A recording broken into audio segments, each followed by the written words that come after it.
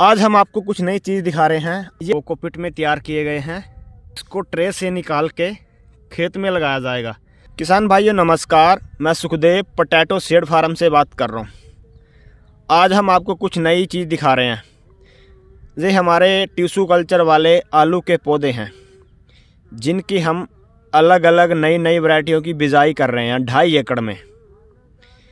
ये tissue culture के plot hardening करने के बाद अब ये बिजाई के लिए तैयार हैं। 1 एकड़ में किसान भाइयों हम टिश्यू कल्चर वाले 30,000 पौधे लगा रहे हैं। ये बिजाई के लिए बिल्कुल तैयार हैं जी। ये देखो जी, इनके रूट भी नीचे, ये देखो ये ट्यूमर बना हुआ है इसके नीचे। किसान भाइयों आपको पास से दिखाता हूँ। ये देखिए ये ट्यूमर बना हुआ है किसान भाइयों इसके नीचे आलू का, और इसके रूट भी नीचे निकल रहे हैं। देखो ट्रे से भी नीचे रूट निकल गए हैं। अब ये ट्रांसप्लांटिंग के लिए तैयार है। खेत में खाद वगैरह सब फर्टिलाइजर डालने के बाद, पानी लगाने के बाद अब खेत बिजाई के लिए तैयार हैं बिल्कुल। 2.5 एकड़ हम इसका प्लाट का टिश्यू कल्चर वाले जो पौधे होते हैं उसकी बिजाई कर रहे हैं नई वैरायटियों की। 1 एकड़ तो ये है, इसमें लगेंगे। 1 एकड़ ये है इधर, इसमें लगेंगे। आधा एकड़ वो उधर है, उसमें लगेंगे। खेत की सभी मेड़ों पे पौधे रख दिए हैं। कुछ पेटियों में पैक हैं बॉक्स में, और कुछ ये ट्रे में हैं। 2.5 एकड़ हम इसका लगा रहे हैं। अब हमारी लेबर आएगी, वो कैसे लगाती है वो भी मैं आपको दिखाऊंगा। ये टिश्यू कल्चर के प्लाट ये देखिए किसान भाइयों, पास से भी आपको दिखाता हूँ।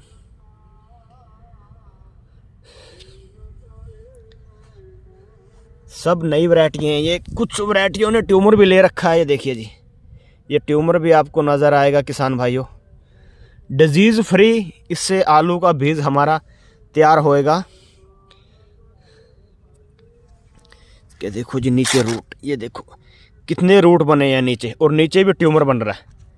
ये देखो ये आपको ट्यूमर नज़र आएगा आलू का। अब हमारी लेबर बिजाई कैसे करती है, इसको ट्रांसप्लांटिंग कैसे करती है।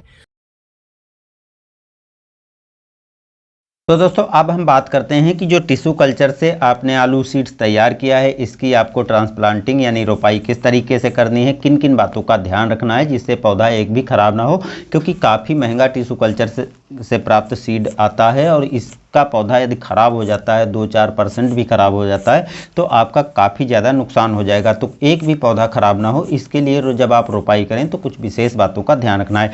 देखिए जो टिश्यू कल्चर से आपने सीड्स तैयार किया है, इस तरीके से ट्रे में तैयार किया है और कोकोपीट में ये तैयार किए जाते हैं, तो पौधा आसानी से निकल जाता है, यानी ट्रे से पौधा आसानी से निकल जाएगा।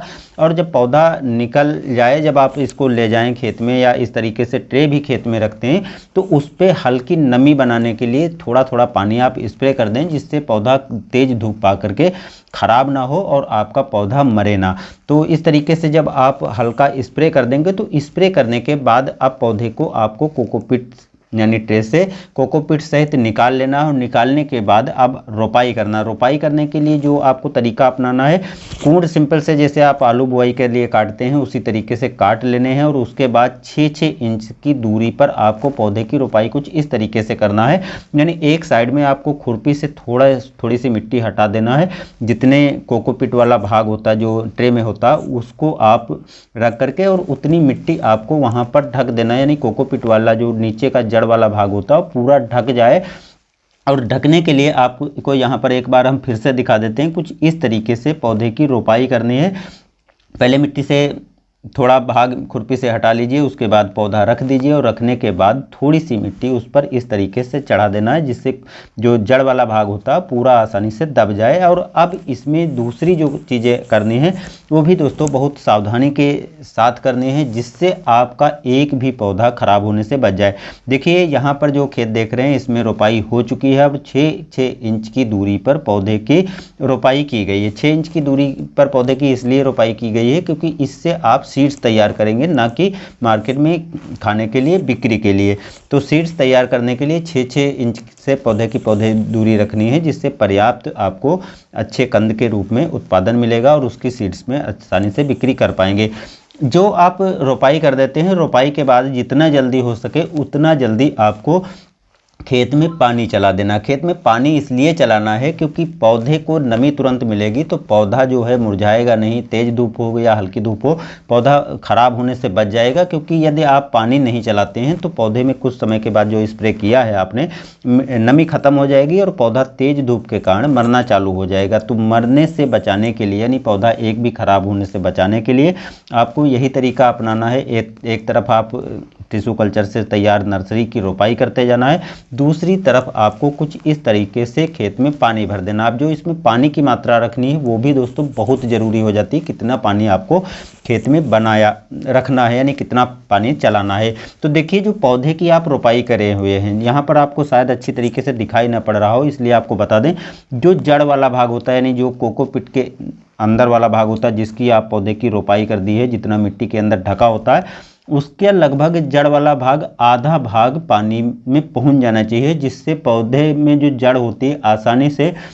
नमी पा सकेंगी। पानी जब मिलेगा तो पौधे में जो पानी की मात्रा पौधा आसानी से ऊपर तक पहुंचाने की प्रोसेस चालू कर देगा और आपका पौधा एक भी धूप के कारण, तेज धूप के कारण या ट्रांसप्लांटिंग के कारण खराब नहीं होगा।